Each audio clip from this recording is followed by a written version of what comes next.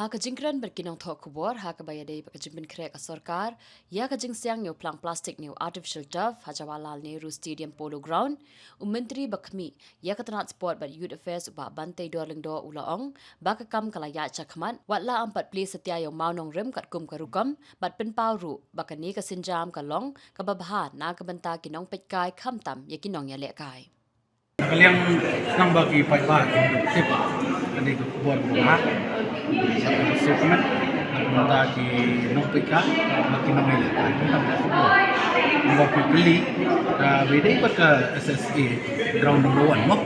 ni ladat ban isu baru berkam layan sedang bat nak bentar beli yo artificial turf buat ground number 1 SSA stadium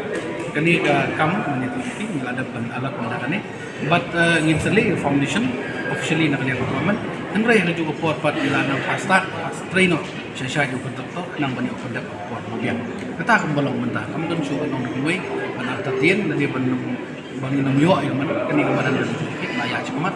but nak lihat jong ke department ngiladap dan coordinate buat beri ke betray rakam ba kumno kalalong kumno kalaman mut status kabawat yang artificial turf ada place order for kulawan. Anang ya